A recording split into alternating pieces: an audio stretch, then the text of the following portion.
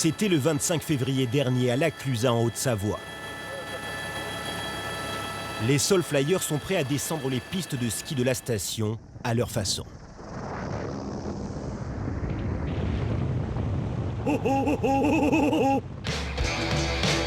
Riding Zone était au plus près d'eux durant cette performance unique, afin de mieux cerner ces deux objets volants rarement identifiables. Les Soulflyers contrôlent le domaine aérien depuis 20 ans.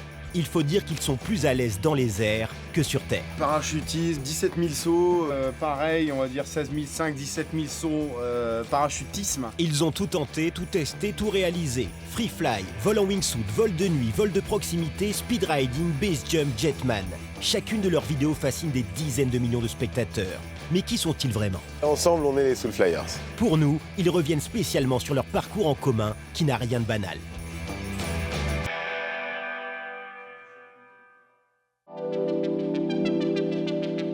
Fred Fugin, 39 ans, et Vince Refait, 34 ans, n'ont pas toujours été les Soulflyers. Avant de former leur duo volant, ils ont appris les bases du parachutisme. Ils ne pouvaient échapper au virus de la chute libre, car tous les deux viennent de familles pratiquantes. On vient tous les deux de familles de parachutistes, Fred et moi. Mon père était parachutiste, il s'occupait d'une drop zone dans le nord de Paris. Après, on a des parcours un peu différents au tout début, parce que moi, étant jeune par exemple, je voulais pas du tout sauter, j'étais plus apeuré de la chute, un petit peu de tout ce qui était un peu sensation forte. Et puis je me suis retrouvé à faire mon premier saut à l'âge de 15 ans et en fait j'ai bien aimé. Ça s'est plutôt retourné complètement. Moi, premier saut à l'âge de 10 ans en tandem avec mon père. Voilà, mes parents faisaient du parachutisme et je les voyais sauter depuis que j'étais tout petit et puis j'avais hâte d'essayer. Donc voilà, j'ai fait quelques sauts en tandem quand j'avais pas encore l'âge de pouvoir sauter seul. Et puis ensuite, à 16 ans, j'ai commencé à sauter tout seul et je me suis jamais arrêté. Ils se sont rencontrés au début des années 2000 et ne se sont plus jamais quittés. Et à partir du moment où on a fait équipe ensemble, on n'a plus jamais perdu une compétition. Et les années free fly ont été fastueuses. On a enchaîné 6 titres mondiaux, dont 3 titres de champion du monde, une Coupe du Monde et 2 World Games.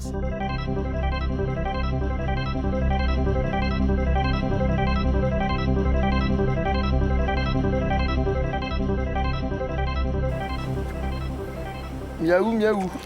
Durant ces années, ils ont aussi expérimenté d'autres disciplines aériennes. Vol en wingsuit, speed riding et aussi base jump. Nous sommes en 2002, les cheveux sont plus longs, mais les sauts sont plus courts.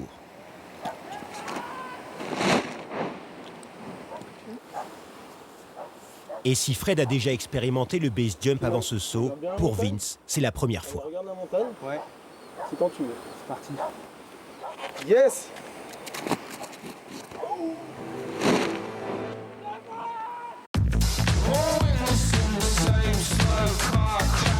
Après 10 ans de compétition, Fred et Vince s'arrêtent et décident de donner un second souffle à leur duo, en devenant alors officiellement les Soulflyers.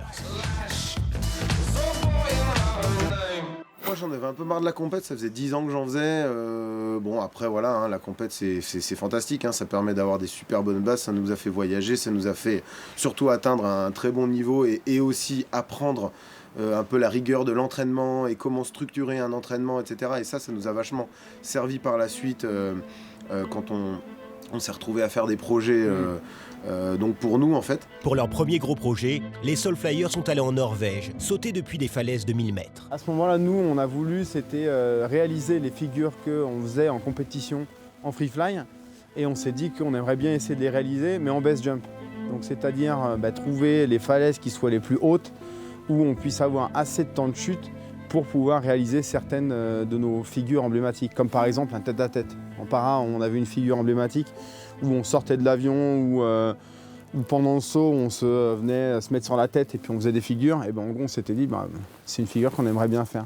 C'était notre premier trip, voilà, en tant que plus compétiteur, mais en tant que Soulflyers. Voilà. Cette vidéo très remarquée sera le point de départ de leur nouvelle carrière.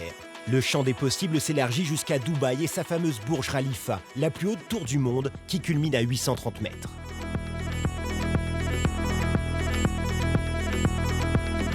Donc après, entre le moment où on nous a donné les autorisations et on a fait les premiers repérages et le moment où on a pu y sauter, il s'est passé quasiment 3 ans. On a fait 6 sauts Depuis le sommet de la tour, ouais. On a fait 4 sauts en wingsuit et 2 sauts en free fly.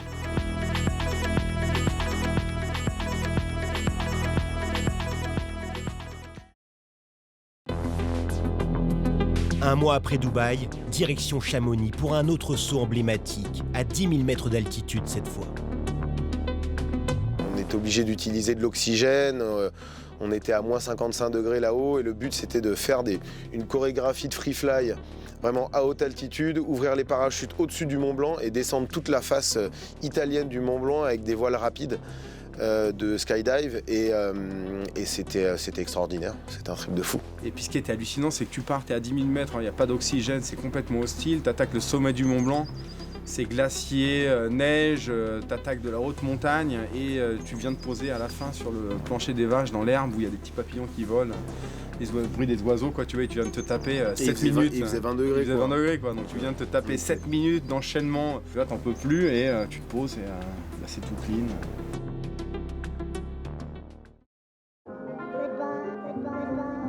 Et quand Yves Rossi, l'inventeur de Jetman, a cherché les meilleurs parachutistes pour piloter ses ailes en carbone, c'est tout naturellement qu'il s'est tourné vers eux. Dans un premier temps, c'est Vince qui a enfilé le costume aux 4 réacteurs. Moi je sais, quand j'ai commencé à voler Jetman, c'était impensable que Fred il vole pas ce système. Et donc quand on est arrivé là-bas, moi je leur ai dit, bon voilà, moi on va commencer Jetman. Faut qu'on ramène mon copain. Faut qu'on ramène mon copain, sinon moi je suis pas content.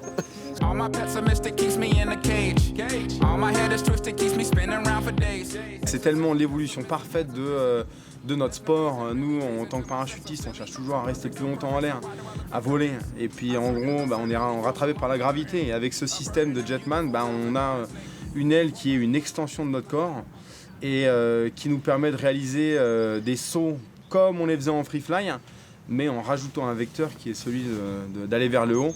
Et donc on peut réaliser des chorégraphies comme ce que font des avions de chasse ou des avions de voltige, et à 2 points.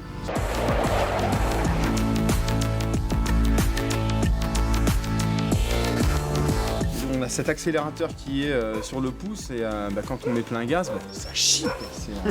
Non mais ça envoie fort. Grâce à Jetman, ils ont volé à côté d'un A380 à Dubaï, un vol d'un nouveau genre qui a très largement marqué les esprits.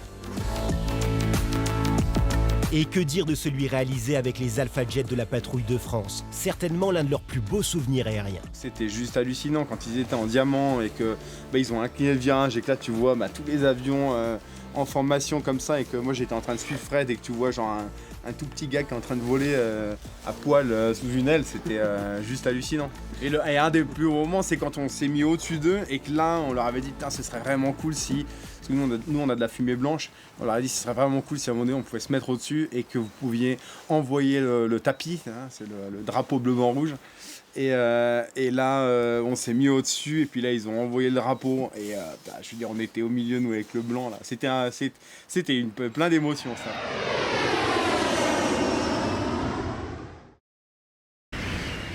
Et s'ils arrivent à voler à côté des avions, ils arrivent même à rentrer dedans, en plein vol. Ça y est, mon Vince, on y est, c'est le bon jour. Allez, on y va. On est parti.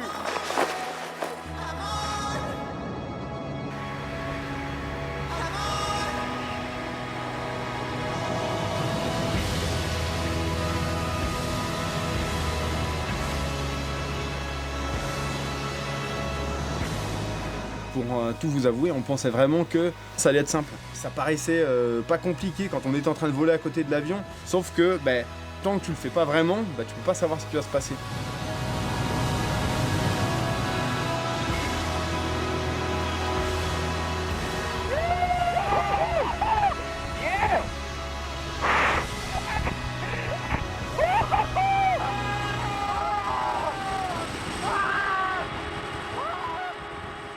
Mais avec toutes ces sensations fortes, qu'en est-il une fois au sol, quand l'adrénaline retombe? Ça vous arrive de faire des sports plus terre à terre? Si, on en connaît un, mais on va pas le citer. Non, plus tranquille, on fait du parapente, on fait de la rando, on fait du kitesurf. Ouais, le kite, voilà, le kite et le parapente, Voilà. c'est vraiment pépère, Tranquille, bien, quoi. tu vois. Vous êtes- Sifflotement.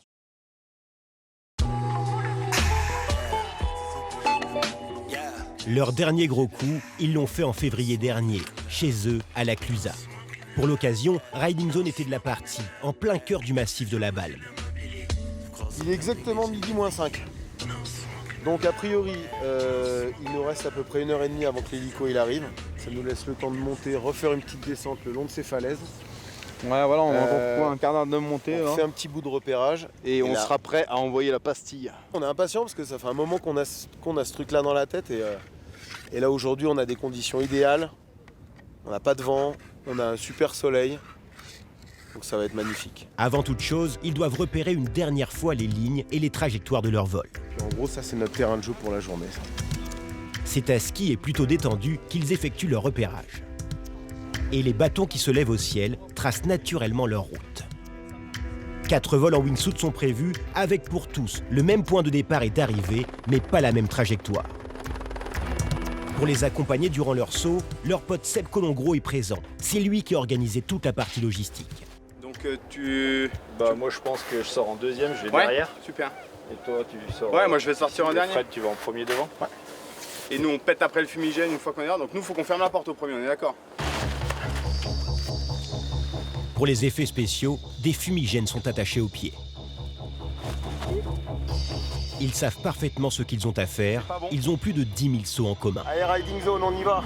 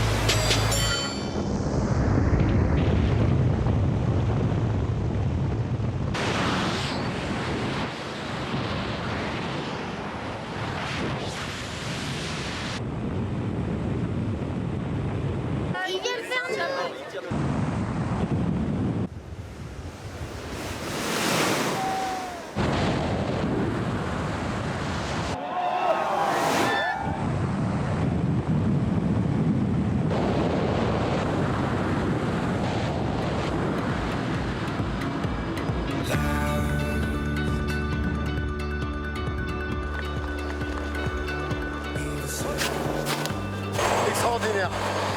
Extraordinaire.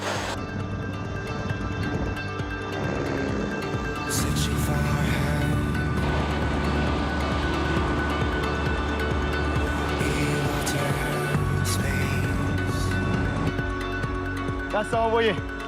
Merci la Clusaz. Bien sûr, les Soulflyers ne vont pas s'arrêter là. Dans un futur proche, ils vont refaire parler d'eux avec 2 très gros projets qui sont pour l'instant top secrets.